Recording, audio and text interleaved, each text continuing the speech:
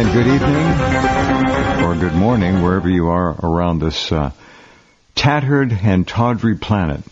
Welcome back. It has been a remarkable 21 hours. When we signed off last night, everything appeared to be normal. How many elections have most of us, watched? When someone's ahead, several 100,000 votes, and they're pushing into the 80s, 90% total count, things don't change. The ratio remains the same. That's just what voting is. Well, what happened in Wisconsin especially, and Michigan, is nothing less than the most suspicious of high crimes against America. When you see 125,000 votes suddenly appear at around 2:20 a.m. in Wisconsin, 125,000 votes, and not one of those for Trump, I think you can figure out that there's something really wrong. And let's just hope that the Trump attorneys are able to get in there. Now, all of these states, these key states, are commie-crat states. They're not blue states. They're red states. And you would expect all manner of criminality and chicanery, and you got it. We got it. I don't know where it's going to go. It's obviously going to end up with the Supreme Court looking at it, and we'll find out how objective and honest Amy Barrett is. I don't honestly trust any of them, Amy Barrett included. When she said, I'm not prepared, I don't have enough information on the Pennsylvania Supreme Court action of allowing votes to come in and be counted up to 9 days after the election, even if the signatures don't match and the ballots come in from out of state. These are criminal, unconstitutional acts. Real quick, Ann Coulter is back. She's written a good piece called What Now? I have that up. I'm going to read just a little bit from it.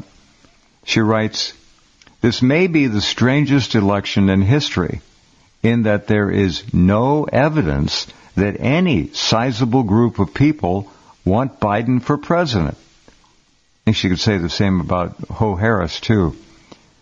It's his fourth time running for that office. This year, Biden lost 3 primaries in a row, coming in 4th in the Iowa caucus, 5th in New Hampshire, a distant 2nd in Nevada.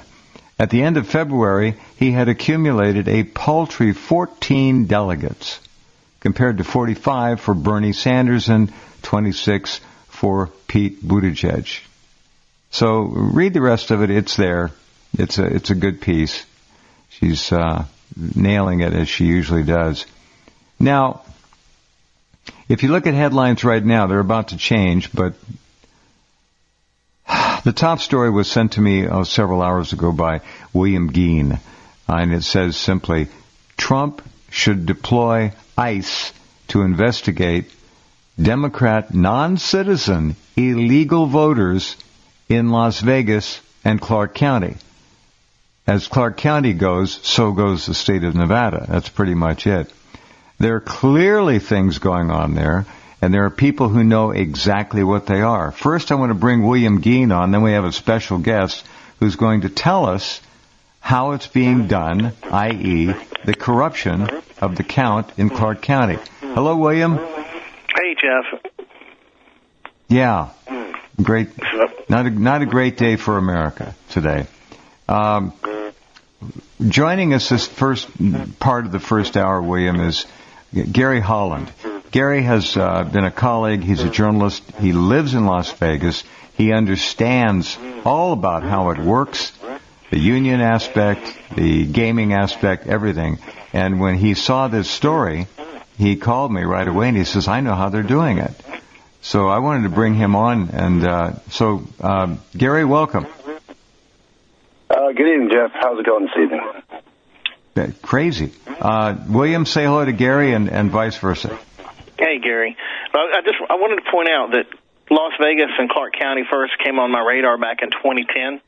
When the Tea Party movement was about to sweep the country. It was the last time I was on Fox News. I was the first guest of the day, November 2nd, Election Day 2010. I told the audience through interview with Gretchen Carlson on Fox and Friends that we had picked up several different documented sources that the Democratic Party and their auxiliaries were preparing non-citizens to stop the Tea Party advance west of the Mississippi. And that's exactly what happened.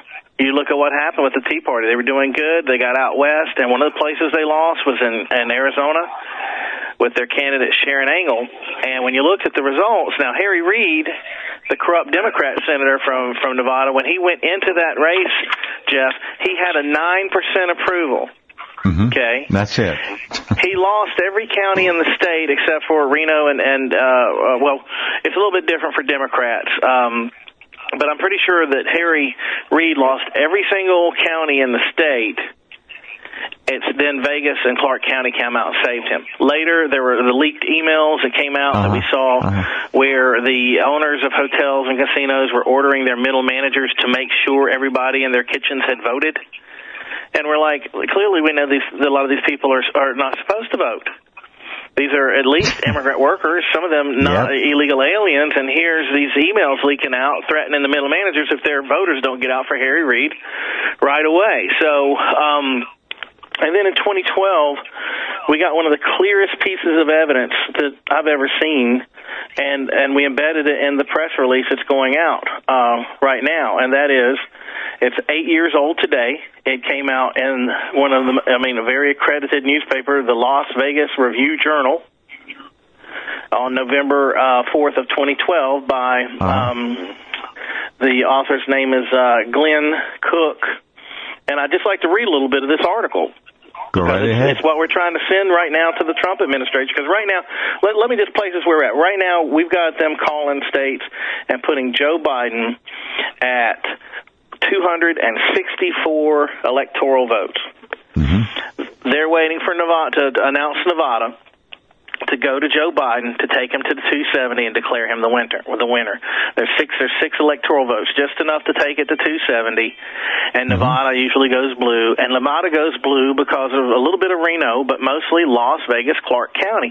You can pull up, anybody out there can pull up the image of, just look for, search on the county votes in Nevada, and you'll see a sea of red and this big blue heavy hitter in Las Vegas that's filled with these non-citizen voters.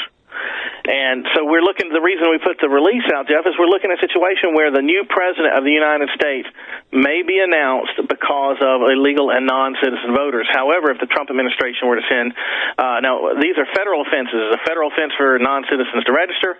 It's a federal offense for them to actually cast a ballot, and it's a federal offense for them to be here illegally. I would announce that I'm sending Immigration and Customs down there right away to start looking at the voter data. But I want people to hear at least the first part of this very short article from 8 years ago. Go ahead. Titled, How Many Non-Citizens Are Registered to Vote? Voter registration fraud is not a groundless conspiracy. It is not a hypothetical threat to election integrity.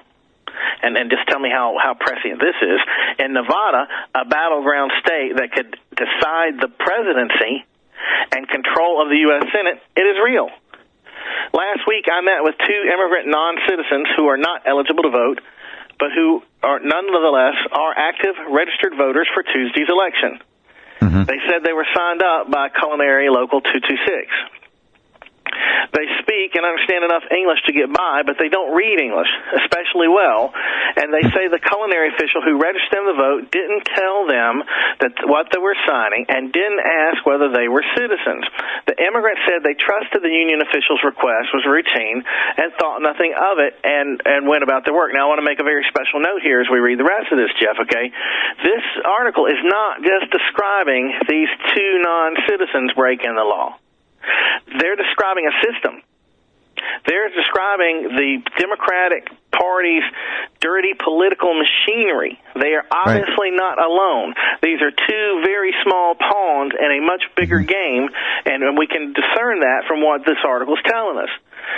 So then the election drew near. The culinary canvassers started seeking them out and ordering them to go vote. One of the immigrants was visited at home by a culinary representative and said the operative made threats of deportation if no ballot was cast. There you go.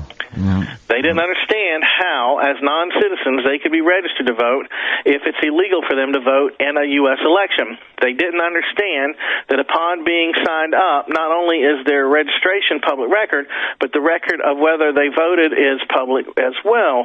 After a few days of early voting, the union knew the immigrants still hadn't voted, so the union canvassers kept visiting. One day, when a culinary representative was told the immigrant wasn't a citizen and wouldn't vote, things got testy. The immigrant was, quote, in so much trouble, the culinary operative said, according to Brenda Moraine, local immigrant advocate who was there.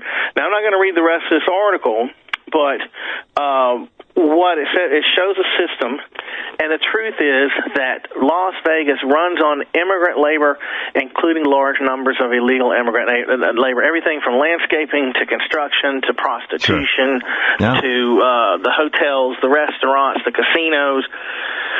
It runs on that engine, and it decides, we could be having this conversation right now, and somebody be like, "Hey, we got a break in it. We just got word that they're announcing Nevada goes to Joe Biden, and that he's got 270. And if that happens, it depends on where you live in the country, but you need to be careful where you're at. I'd hate to be out of my home in a vehicle in certain areas because there could be instantaneous, quote, celebration, and we all know that a lot of that, quote, celebration for Joe Biden's victory is going to involve a lot of criminal conduct."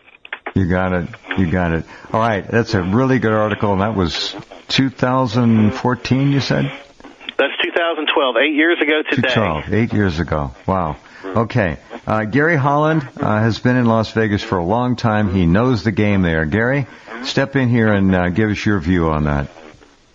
Yeah, how's it going, William? Actually, we kind of know each other. Years ago, you went, I want to say, correct me if I'm wrong, but I do remember thinking you went to the Unite the Fight rally here in 2005. Yeah, I was there in 05 and 06 with Mark Edwards of KDON Radio.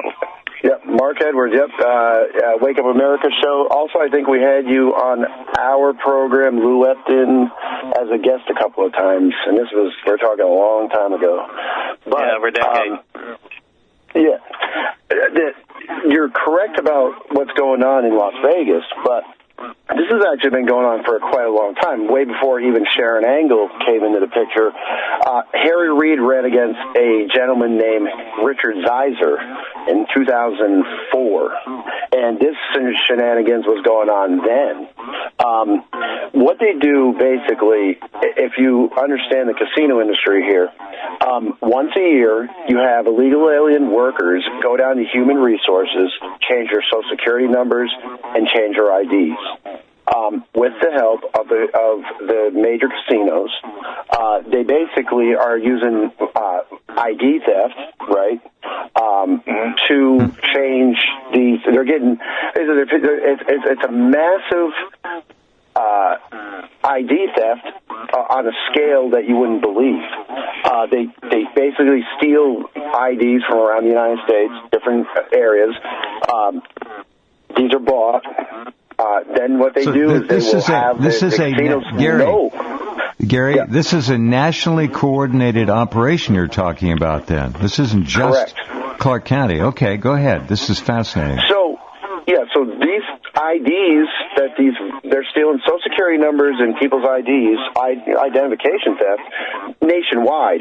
Because there's been reports before where people who have lived on the other side, on the East Coast, saying, hey, on my social security records or on my tax records,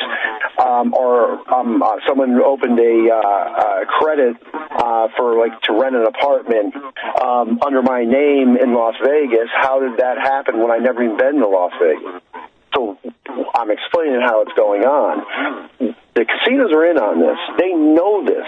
This is how they maintain what this quote-unquote legal status of a lot of these workers. They're using stolen Social Security numbers and stolen IDs. Human Resources at these casinos, in conjunction with SEIU and Culinary Union, they know this. Now, the old way of doing it, even in the 8-year-old article that you're referring back to, was what they used to do is they would SEIU and Culinary would do these massive voter registration drives, right? They would have in their office at any time their membership constantly changing names because of, like I said, they do it once a year. And the reason why, by the way, I'll revert back a little bit. Why do they do the once a year ID and Social Security number change? That's how long it takes for E-Verify to catch up.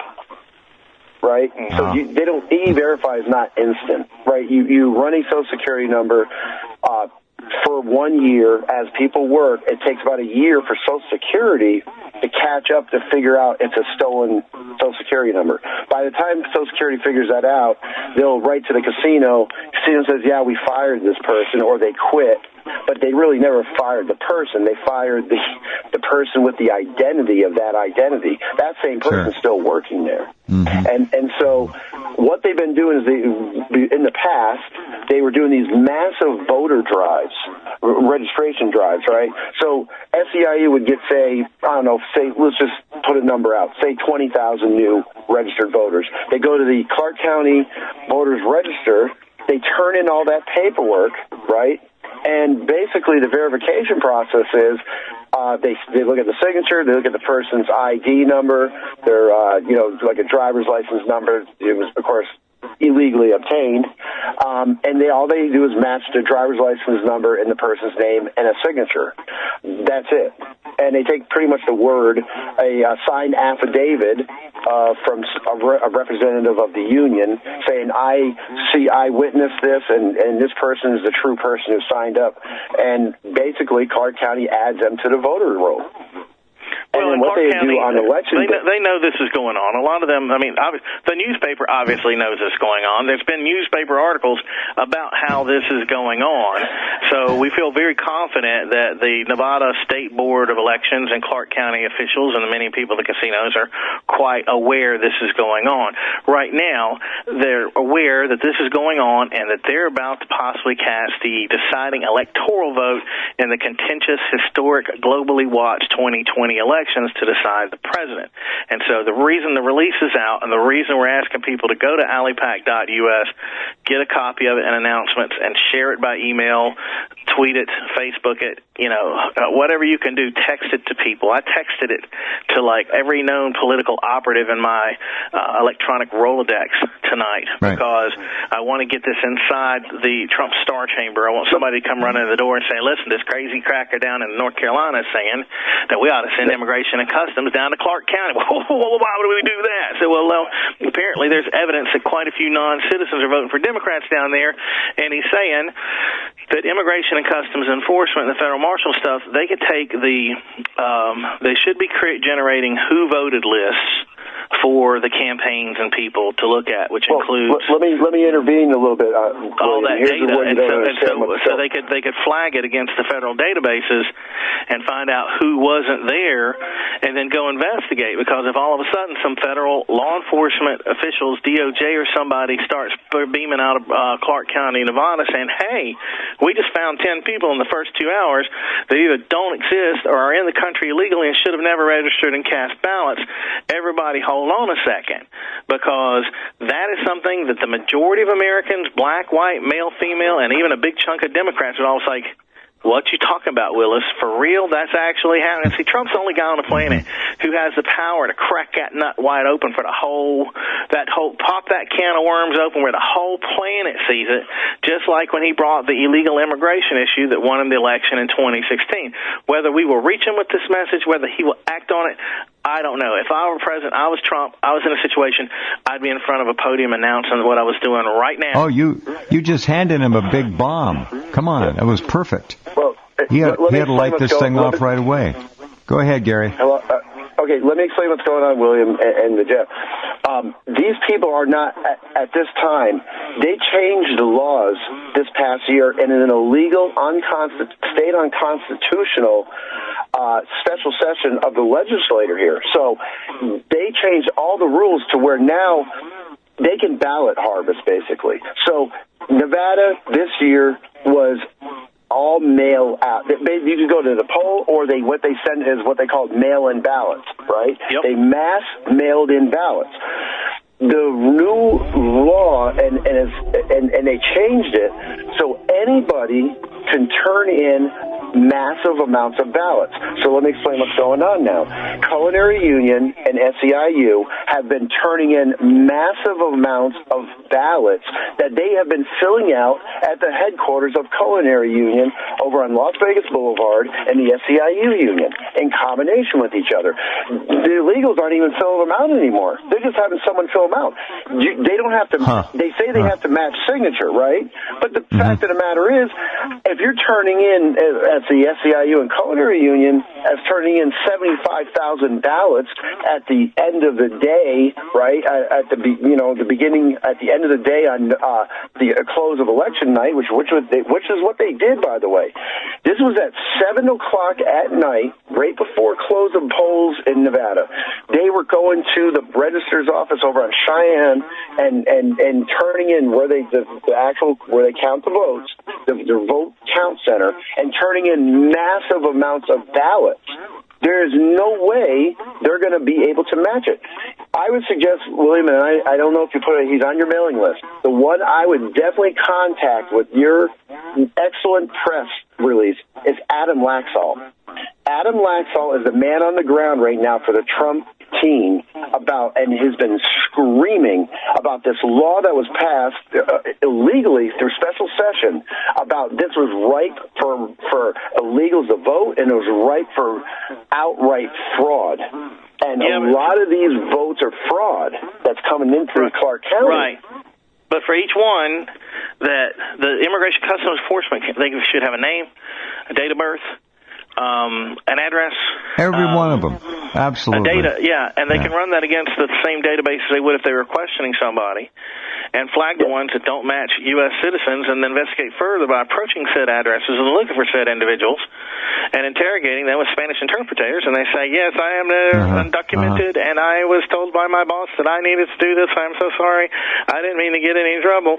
And and then did other people do this too? Yeah, hundreds, thousands, tens of thousands. We may have tens of thousands of bogus votes here in the state. Well, see, here's the thing. They got to go after here's what they have to go after is the union leadership. And I'm going to explain why. Again, they're ballot harvesting, correct? A lot of people have been laid off here in town. Most of the people, by the way, have at least half, the way I understand it, about at least half of the staff of the hotel staff currently that was furloughed here went on permanent unemployment, and at least out of that half that has been on unemployment, a lot of them have left town already. They literally have left town. They're not even in town anymore. See, that's the problem. No, there's no proof of residency or anything. These ballots are being counted on a massive scale. You're going to have a hard time finding the people, first of all, because a lot of them have been laid off, like I said, and they're probably gone. And the ones who are in town and Trump sends in, say, ICE, you can guarantee that other half of the half that's been permanently laid off are going to disappear, too, in the night.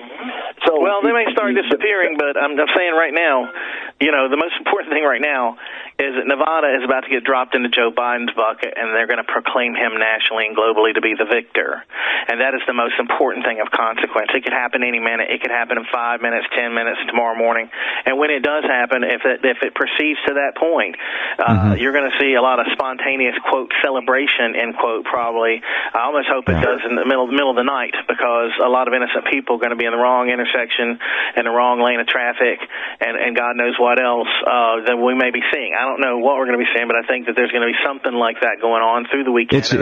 William, it's pretty clear that the vote tallies in Nevada should be disallowed, and there should be another election in the state of Nevada run properly this time. There should be a whole nother vote. I don't see, how can you correct this? I think Gary made a good point. They literally they literally shut out the Secretary of State, Barbara Shavetsky, who's the only Republican in state office right now. The governor, idiot Sisolak, the way they designed, by the way, here's the other thing, the way they designed this new voting laws in the special session is that they gave the governor now ultimate authority who oversees this election to emergency COVID powers. See, this is the whole point. Barbara Shavetsky, the Secretary of State, is literally shut out of the whole process. She can't order any stops and counts. But they can't shut out the U.S. Marshals or the Department of Justice or Immigration Customs Enforcement. If they go down there, they go walking up to a precinct counting place of the Board of Election to go, hi, we're here to investigate this, and this is don't destroy anything, don't burn anything, be very careful about what you say, because we like putting people in jail for obstruction of justice. The phones will start ringing back up through the chain, and they're like, they're here, and they're asking questions, they're looking at things. And what you can do is say, well, hey, how we were going to go ahead and declare this was Joe Biden's state. Maybe we shouldn't do that just yet, because if we do that, then we're caught up in this thing. So, and let them look around. If they don't find anything, but we know they're there. This is if you ask me, like, hey, William Gheen, where are some of the worst problems in the country with illegal non-citizen voters? And I say, well, besides the entire states of California and Oregon and Washington, we have a specifically acute problem in Clark County, Las Vegas, Nevada, and that it's happening all around the country, and we have over 60 documented examples proving that, from court cases to newspaper reports to eyewitness accounts. So we're talking about a pattern, and I've said this on Jeff's show. I'll say it again because I got to keep repeating myself, because the reason this is happening is because this problem didn't get taken care of. Okay, not just for 4 years under Trump, for over 10 years now, we've been trying to tell these people in the Republican Party that, A, you got to do something about illegal immigrant and non-citizen voters, and B, you got to do something about Silicon Valley censorship. Now, both of those factors have just jumped up and bitten the Republicans in the hindsight across the country. And worse than that, they've cold cocked them. This is really bad. They need to go after the union and especially the union leadership. I'm going to explain why. Because as William knows, we had the Unite the Fight rally here in 2005. These issues came up in 2004. At the time, I do not remember who the Republican chairman was for the state. They chose to always ignore this. Michael McDonald, who is the current Republican chairman of the state of Nevada, does the same thing. He pays lip service, and he does nothing about it. The Republicans have known about this, William, for going on over 20 years already. Yep. And here we are. Has too much power. And here we are in the final moments. Here's we are in the final moments where the whole presidency and Decision 2020 is hanging by Clark County, right there. Clark County's hanging on it, and that's why maybe there's no way to turn this thing around. Maybe Biden gets in. We can't rely on the Rhino Republicans to do anything to stop anything in the Senate, and they're going to come right after the guns and legalizing permanently 20 plus, 30 plus million illegal aliens. Exaggeration, maybe we're all going to just get plowed right through. Or maybe, just maybe, there might be a point in the last moments as it finally cracks, as we circle the drain. There may be a way out. We don't know yet. Isn't this something for the Attorney General Barr or the Federal Election Commission? So serious and legitimate doubts have been raised, and the certification of the vote in Nevada should not take place until this can be looked at. If I were President Trump's team, I would send no less than 5 federal agencies down there at the same time. These are federal laws that are being broken, and we've got clear documentation that is the case. And all federal agencies are capable of enforcing all federal laws, and that's exactly what I would do. All right, very good. They would send people to Clark County and Washoe County, because Washoe County, Reno has the same problem as Clark County. These have always been the problems in this state. You go outside of Washoe, Clark, it's so deep red, it's unbelievable. But in Washoe County, they're doing the same thing as they do in Clark County, where they do the once-a-year name change, and they do all that stuff with the Culinary Union up there and the SEIU up there, and they do the same thing down in Clark County. All criminal. And they're doing it. They're doing it in lots of cities and other places. You know, and I personally have been bitten by the late precinct. I mean, back in the 90s, I was, you know, a Democrat in the early 90s and whatnot, and I ran for several party offices and won. I was senior class president of my university. I won, and I won by large margins. And I decided to run against a 10-year liberal female incumbent city councilwoman. And and the newspaper was against me, and the city council was against me, and the university administration was against me, and they treated me poorly. They smacked me around in the newspaper, lied about me, lied to everybody about me. Filed a vote splitter to split off my youth votes. They did everything they could think of to beat me. And on election night, I won by a large margin, the smallest of the three polls. And I won by a large margin, the largest of our three precincts. The medium precinct was the last one in the entire county to report. Every other precinct in the city had reported. Every other precinct out in the county, little towns like Farmville, North Carolina, and Winterville, North Carolina, they all reported. Everybody knew how their race had landed, except for me, as I waited for the last poll to come in at almost 10 o'clock at night, hours behind all the other ones, which miraculously switched the course of events and put the election in her favor by 38 votes. So I know. Since then, I've dealt with many late return polls. It's an old staple. When there's a poll that's late coming in, that's because they're busy cooking the books. That's because they've waited to see what the outcome is. I mean, why cheat? First of all, they don't want to cheat and commit a lot of felonies at breaking election laws if they don't have to.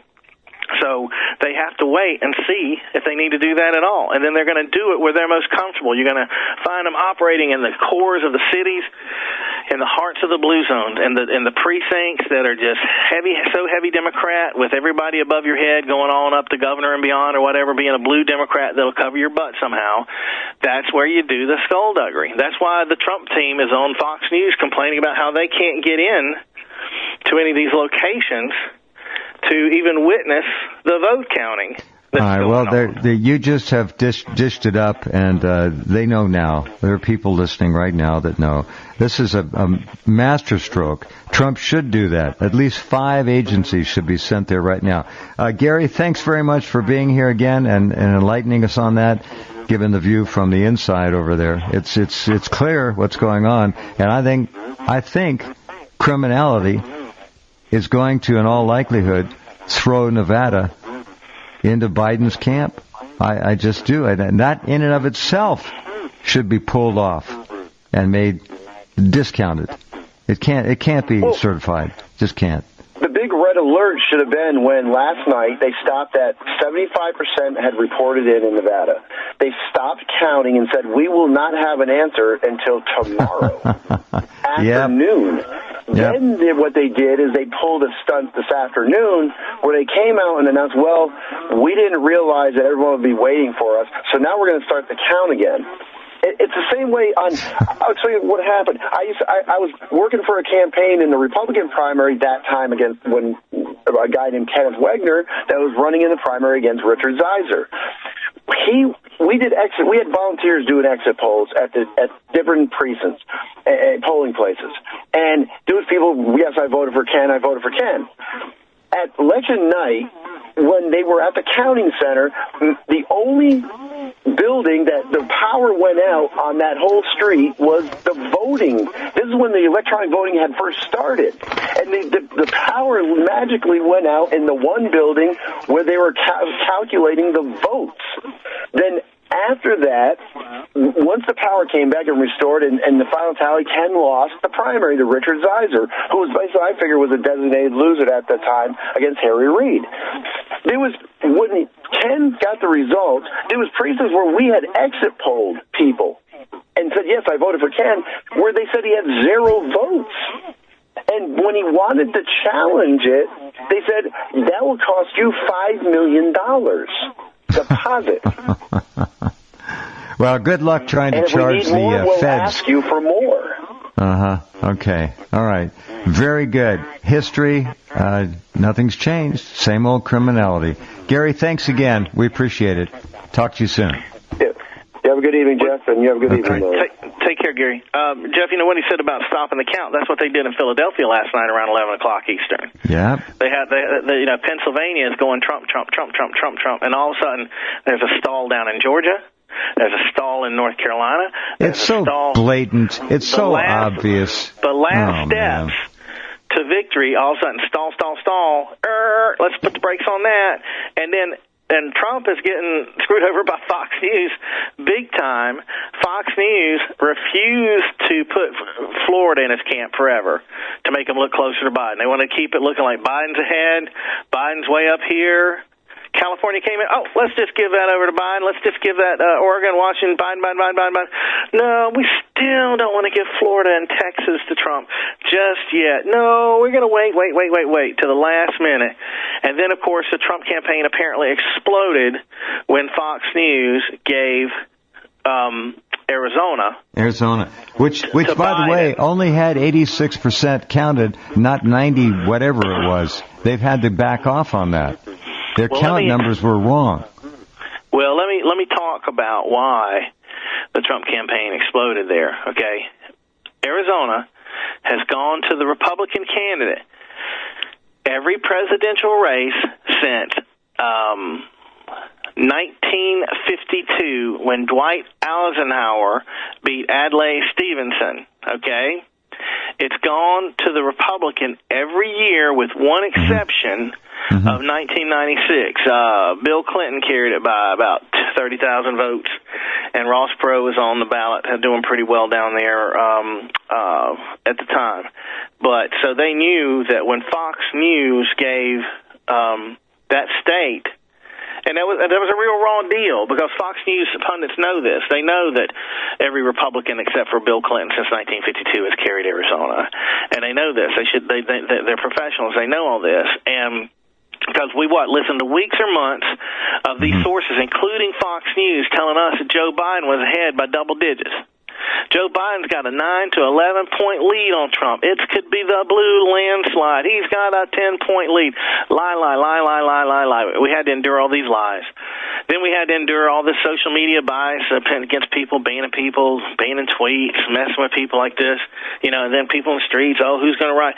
This has been, here's where I think, I think Fox News mess with Trump too. Apparently there's a story on the Drudge that Trump called Rupert Murdoch, the owner of News Corp, and screamed at him about this, but that 89-year-old Murdoch refused to withdraw the change. The Fox is, look, I would say this about either candidate if Fox were doing it. Fox has stabbed Trump in the back. Well, they're with, Murdoch is with Bloomberg. They're peas in a pod now. There you go. Here's another one about Arizona. Just got this in. Apparently, the use of Sharpie pens in GOP precincts is causing those ballots to be invalidated in Arizona. And it could be a huge number of mostly Trump supporters. Their votes may be tossed.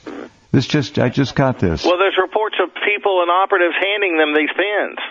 That's right. And I don't know how much of this trickery is true. Trickery everywhere. I don't know what's going on with Sharpiegate, okay? But there's a big discussion about that. But here's the thing, Jeff. Here's the unifying message that I think we should all be able to agree on, including some people that voted for Biden, because now we're in a situation where the people who we trust to run this country have messed the situation up so badly that no matter who wins, the other side is going to feel robbed. And I don't forever. And I don't support the Democrats, and I don't favor them, but I completely understand that if this thing went for Donald Trump at this point, after everything they've been told from the bogus poll results and the manipulation of the Electoral College and everything that's going on to try to convince people that Biden is the choice of the machine here, I could see why they would be very, very angry and feel ripped off. And they've created a situation where either side is going to feel completely robbed. That's what they want, though, William. They want the country fragmented. They want it polarized. You know that. We need unity behind making sure that this can never happen again. Even if we have to go back to paper ballots and you vote on one day and you stick your thumb in some blue ink like the Iraqis did, We can trust that better than we can trust computers. And I don't care if it takes 3 to 5 days to count the stuff. As long as the voting is cut off. As long as the voting is cut off. Yeah. There are grounds here to overturn the alleged results of this election. Plenty already. Big grounds. When you say that you're going to, like in North Carolina, that you're going to accept ballots continuing to come in through the mail if postmarked by a certain date, supposedly, up until like November 13 or something, you're moving the election date back. You're moving the election date back. Literally count what you've got. Count. Count every vote, but you can't just keep widening the range that people have. Look, if you want to vote, I don't believe in the 30 days prior, but 2 weeks prior, I would be willing to deal with that. But I say we go back to paper ballots. We cut it off whenever those polls close on election night. And, a friend of mine asked me, like, well, would you trust your vote on paper versus a computer? I was like, yeah, because the way it works in most states is that the party that controls the governor's seat gets to appoint 2 of 3 directors for the state board here in North Carolina. 2 of them will be the governor's party, so Democrats, and one of them will be the minority party, the Republican. And then that structure will filter on down to the counties. Each county will have 3 election judges and 2 Democrats and 1 Republican, and then down to the precinct level over the precinct. And so then you have the room where you can have observers come in during the count and all this other stuff, and people can come in. And I know we've got a pandemic, and some people may, if you're really worried about it, put on a moon suit with some reverse air pressure, or put on your mask, or whatever you got to do, and your hand sanitizer every 5 seconds. But we have both parties that have a stake in this race watching for elections fraud. It's not a perfect system, but it's checks and balances there. What's the problem? The problem we've got with this, let's just send out these ballots in the mail, is that we've turned the postal workers into election handlers, and there's no chain of custody. When they pick up a bunch of ballots from a neighborhood, there's no chain of custody. They don't fill out a form. There's no other party person there. There's not even a partner there. It's just them alone in a truck with everybody's votes. And they know who's who. And dumpsters all over the city. Those election workers know everybody on their route is a Democrat or Republican. And if they don't, it wouldn't take them much to figure it out. But they can tell by what kind of mail they receive. All those mailers coming into your mailbox trying to tempt you to vote this way or that tells the postal handler exactly what you're who just you are. describing, I'm sure happened coast to coast. All over the place. God knows how many ballots were abused or lost. At this point, when you add up all of the people who came out to see the Harris-Biden ticket, either one of them, together or separately, Ho Harris was pulling 10, 12 people. Joe was pulling next to 0 people. If you add up all the people that came up to their rallies to support them, I think that total would be less than the worst of all the Trump rallies. His worst rally still had more people than all the rallies Biden and Harris had. Who the hell's voting for these people? Who's voting for Joe Biden? I don't get it. I really don't. Well, it's a lot of. I just got an email saying, why not other places? Why Clark County? Clark County is the thread by which the Trump presidency hangs at this moment. It's right there. It's eminently accessible. It can be shut down by the feds immediately. All this crap can stop. They can sustain all records impoundment. It's a simple thing to do, relatively speaking, rather than going after a whole state or a number of different counties. So I used to work in Clark County. I worked there 3 years as a television news anchorman, news director. Yeah. I know the kind of criminality that goes on in that county. It may be the most corrupt county in America. Maybe. We covered the Las Vegas massacre here, Sin City. And we know that. Oh yeah. It's Sin City, of course. Yep. Yeah. It's so hot there because hell is only about 10 feet below the ground. I figured it out. Anyhow, well, I hope that President Trump you've just given his team a Class A action to immediately execute. This has to be done. And I think Clark County and Washoe, you can do both of them. You shut them down, you stop it right now, and you either have a re-vote or you somehow find those people who are going to be missing, and I don't think that can happen. I think the results should be decertified right now, and they have another vote. That's all I think. Look, we have a saying here in the South, I don't know if you say it out west, about the chickens coming home to roost. Yeah. And that's when you either do something or you avoid doing something that you knew you should have done, and people try to tell you that you should have done long enough until, quote, the chickens come home to roost and something goes terribly wrong from it. And that's where we're at. They did not take care of securing our ballot from fraud and non-citizen voters. They did not take care of Silicon Valley bias. And here we are. Oh, what happened? What happened online with social media and all that? Outrageous. Outrageous. But, apparently right now the stock market's cooking, and some of the biggest benefactors are Zuckerberg, Facebook, Bezos, and whatnot. And, up in Oregon, it's no longer going to be all that illegal to have, like, crack and meth and heroin. No, it's fine. Apparently, I feel much better tonight about that. Thank you. Nice in case we had some friends that might have had some troubles, Jeff, that the worst that's going to happen to them is a $100 fine, which they get rid of by going to some type of abuse counseling. And hey, this is setting a precedent for all the other communist states. You watch; they're going to decriminalize these same drugs in other states. It's coming. That works. All right, that brings me up to George Soros and Mark Zuckerberg spent a fortune to pass that. For some reason, Mark Zuckerberg of Facebook and George Soros have an interest in the heroin and meth users. It's part and parcel of the takedown of any organized, well-functioning society. Turn the drugs loose on the people. Okay? It's just it's another tool. Breaking, Michigan, a USPS, U.S. Postal Service whistleblower has detailed a directive from his superiors to backdate late mail-in ballots as if they were received on November the 3rd so they can be accepted.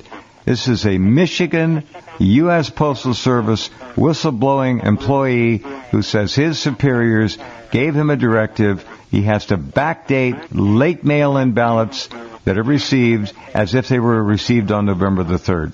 This is another one.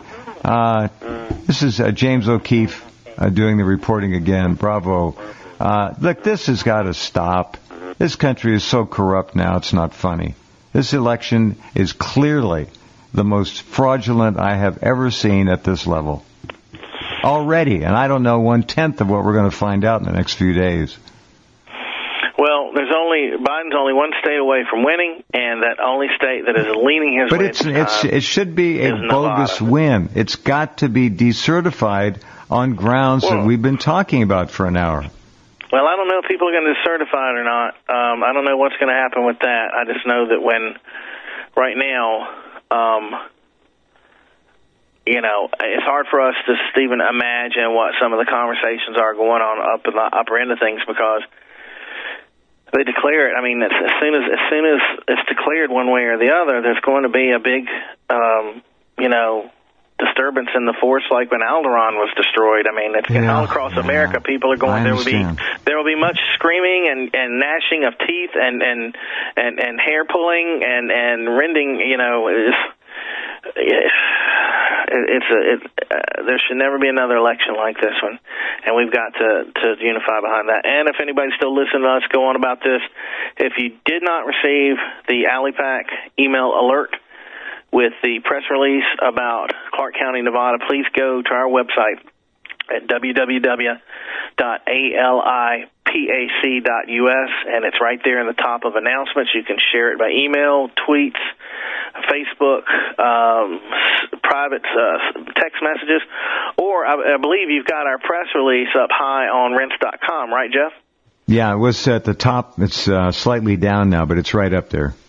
Go to Rense.com. We're up in the top post on Rense.com about this, and you never know, you sharing it to your social media or emailing it to some of your contacts. Gary, who was on earlier, said that there's a guy on the ground in Las Vegas. I hope Gary or somebody will pick that up and send that to the Trump contact. Alex Laxalt. I think he said the name was Alex. It's Laxalt.